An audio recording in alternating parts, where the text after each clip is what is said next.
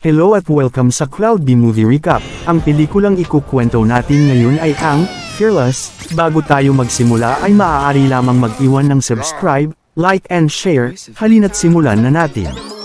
Nagsisimula ang pelikula sa outer space bilang isang intergalactic superhero na pinangalan ng Lightspeed. Mabilis siyang lumilipad sa kalawakan upang maghanap ng isang mapanganib na halimaw. Pagkatapos ng ilang oras ng paglipad, kalaunan ay narating ni Lightspeed ang kanyang patutunguhan at natagpuan ang kanyang target.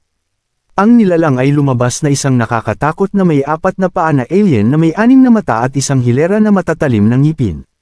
Walang pag-aaksaya ng oras, ang marahas na halimaw ay agad na naniningil sa Lightspeed ngunit sa kabutihang palad, ang bihasang manlalaban ay umiwas sa mga pag-atake. Sa pagbawi sa kanyang pagtitimpi, gumanti ang bihasang superhero sa pamamagitan ng pag-atake ng kidlat sa alien. Ang pag-atake ng kuryente ay naapektuhan ang halimaw ngunit sa huli ay hindi ito masyadong nasaktan at mabilis na naka-recover. Nagpasya si Lightspeed na magseryoso sa kanyang laban at sumubok ng isa pang pag-atake. Sa pagkakataong ito, lumukso ang superhero sa himpapawid at naglulunsad ng malakas na sonic strike, na nagpapatunay na mas mabisa ito habang tinutulak nito ang halimaw patungo sa isang bato. Ngunit, ang alien ay nakahanap ng paraan upang mapagmanyobra ang sonic na pag-atake habang siya ay naghugis na isang bola at umiikot palayo sa panganib. Ilang sandali pa, si Lightspeed ay napagtanto na ang laban ay mas tumatagal kaysa sa kanyang inaasahan. Dahil dito pinapatawag ng mapagmalasakit na Superdad ang kanyang mga anak at dala niya ang 3 habang nakikipaglaban siya. Gamit ang kanyang mga kapangyarihan, nag-conjure si Lightspeed ng ilang mga sibat ng enerhiya at itinutusok ang mga ito sa halimaw habang sabay na umiiwas sa mga atake nito. Gumanti ng tail swing ang galit na alien ngunit buti na lang, naka-counter si Lightspeed sa tamang oras habang nagpapatawag siya ng energy bubble para harangan ang atake. Kaya nagpa siya ang superhero na mas palakasin ang kapangyarihan niya sa isang pag-atake upang pabagsakin na ang halimaw. Si Lightspeed ay mabilis na nagpalabas ng isang energy surfboard at sumakay dito habang inaatake niya ang tumatakas na alien na may ilan mga kidlat, kaya, naging dahilan upang mahulog ito at kumapit sa gilid ng isang bangin.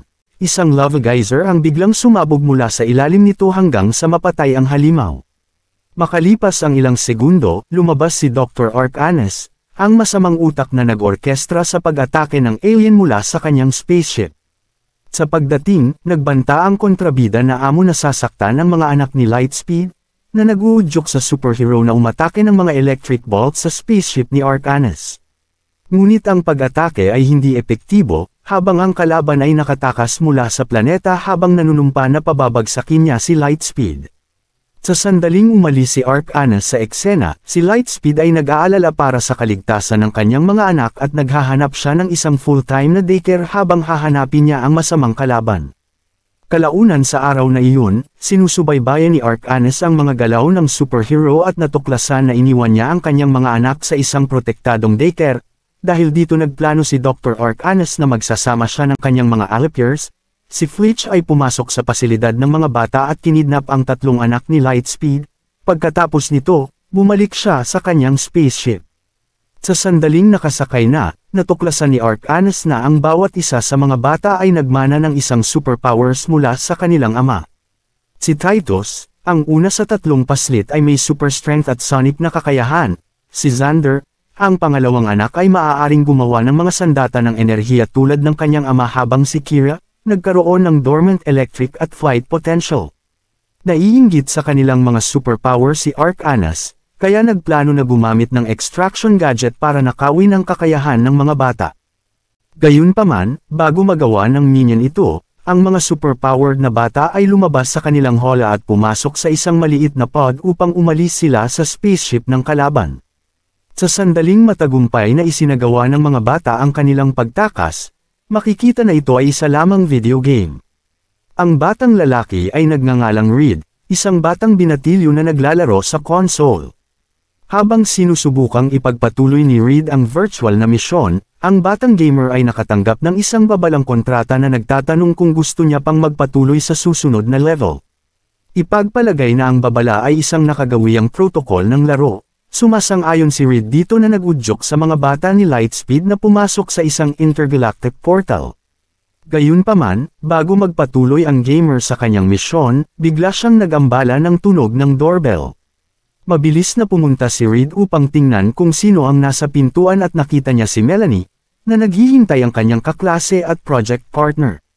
Pagkatapos nila maayos ang kanilang schedule, si Melanie ay pumunta sa banyo.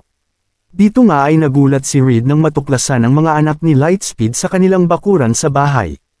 Ang gamer ay agad na nagulat dito at sinusubukang malaman kung paano sila nakarating doon. Makalipas ang ilang sandali, naalala ng isang nalilitong Reed ang kontrata ng babala na sinang-ayunan niya sa laro bago pa man pumasok ang mga bata sa portal, kaagad na pagtanto ni Reed na ang laro ay talagang hindi kathang-isip lamang gaya ng dati niyang pinaniniwalaan ngunit isa pala itong totoo na nangyayari sa ibang kalawakan. Bumalik si Melanie mula sa banyo at natigilan nang makita ang tatlong sanggol sa bahay. Nalilitong tanong niya kay Reed tungkol dito, na nagudyok sa gamer na ipakita na sila ay mga karakter mula sa kanyang console. Hindi naniniwala sa kanya si Melanie at nakaramdam siya ng insulto sa kakaibang paliwanag habang naghahanda na siyang umalis. Gayunpaman, bago siya tuluyang lumabas ng bahay, inilunsad ni Titus ang kanyang sonic power na nagdudulot ng kabuoang blackout sa lugar. Pagkakita nito, sa kalaunan ay naniwala si Melanie kay Reed at tinulungan siyang alagaan ang mga bata sa buong gabi. Kinaumagahan, nakahanap ang dalawa ng isang high-tech na device sa komunikasyon kay Kira at ginagamit ito para makipag-ugnayan sa ama ng paslit. Ang dalawang nag-aalala ay ipinaalam kay Lightspeed ang mga kamakailang kaganapan at hilingin na pumunta siya upang kunin ang kanyang mga anak. Nagpapasalamat si Lightspeed sa dalawa para sa kanilang tulong, ngunit binabalaan sila na umalis sa lugar dahil malamang napapunta na si Dr. Arcanas para makuha ang mga paslit. Matapos ihatid ang babala, ang sinusubukan ng resourceful na superhero na i-trace ang signal ng tawag para matukoy ang eksaktong lokasyon nila, gayunpaman.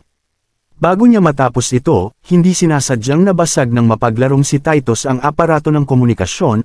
Sina Reed at Melanie ay nadismaya dahil dito ngunit sa huli ay nagpasya na sundin ang plano ni Lightspeed habang gumagawa sila ng paraan para maibalik ang signal. Walang pag-aalinlangan, mabilis na kinarga ng dalawa ang mga bata patungo kotse na may trunk na puno ng mga mahahalagang gamit at umalis ng bahay habang nagmamaneho sila kasama ang mga bata. Samantala, pabalik sa sasakyang pangkalawakan ng Arcanas, kalaunan ay nalaman ng kalaban ang pagtakas ng mga bata at sinundan sila. Gamit ang parehong portal, ang kontrabidang si Arcanas ay dumating sa Earth at nagpadala ng isang grupo ng mga drone para sa paghahanap ng mga nakatakas na bata. Makalipas ang ilang minuto, si Arcanas ay dumating sa tirahan ni Reed at nakitang magulo ang lugar. Si Arcanas ay agad na napagtanto na ang mga makapangyarihang sanggol ay naroon at inihanda ang kanyang sarili upang sundan sila. Sa sumusunod na eksena, ang teenager duo, kasama ang mga anak ni Lightspeed ay gumawa ng kampo sa labas ng lungsod upang magtago sa kontrabida na doktor. Sa panahong ito si Melanie, isang mahusay na mag-aaral sa agham ay nakahanap ng paraan para maayos ang sirang kagamitan sa komunikasyon. Ngunit sa kabila ng kanyang pag-aayos, hindi nag-on ang gadget dahil kailangan ito ng high power na pinagmumulan ng enerhiya upang muling gumana ito. Nang maglaon sa araw na iyon, sinubukan ni Reed na panatilihing abala ang mga sanggol sa pamamagitan ng paglalaro sa kanila. Gayunpaman, ang kanyang mabait na kilos ay napalitan ng hindi inaasahang pagkakataon habang tinatakot niya si Xander, na nagudyok sa bata na gamitin ang kanyang kapangyarihan. Ang takot na si Xander ay nagpalabas ng isang maliit, hugis-itik na kotse at ginamit ito para patakbuhin sa daan patungo sa isang abalang highway. Sa huli ay naabutan nila ang Super Baby ngunit namataan nila ang isang humaharurot na truck na mapanganib na papalapit sa kanila. Sa kabutihang palad, ginamit ni Xander ang kanyang kapangyarihan para ipalabas ang isang cute ngunit matibay na teddy bear para huminto ang truck. Ngunit, nahulog ang sasakyan sa kalsada ngunit salamat sa tulong ni Reed, nailigtas ang driver. Sa sandaling nakaiwas sila sa panganib, ang grupo ay napapaligiran ng militar ng USA, dahil sa nadetect pala nila ang escape pod ng mga bata na pumapasok sa kanilang airspace. Agad na dinala ng mga tropang militar ang mga dayuhang bata sa kustodiya at nagpatuloy sa pagtatanong sa dalawang teenager. Gayunpaman, bago makapagsagawa ng anumang mapagpasyang aksyon ang mga espesyal na puwersa, dumating si Dr. Arcanas sa pinangyarihan at pinatigas ang lahat ng mga sundalo gamit ang kanyang stun gun. Pagkatapos nito, kinidnap niya ang mga super baby at dinala sila sa kanyang sasakyang pangkalawakan. Ilang sandali pa, natuklasan ni Reed at Melanie na sinalakay ni Arcanas ang base. Magkasama ang duo na nagnanakaw ng nasa walkie-talkie na nakakonekta sa isang malakas na satellite at ginagamit ang device upang mag-on ang kagamitan sa komunikasyon. Sumakay agad sa motorbike ang dalawa at agad na hinabol si Dr. Arcanas habang nakikipag-ugnayan sila kay Lightspeed.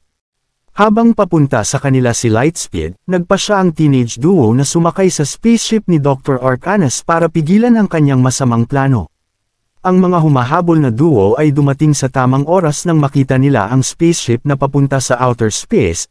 Tumalon sila sa kanilang motorbike sa isang bangin hanggang sa nakakapit sila sa spaceship.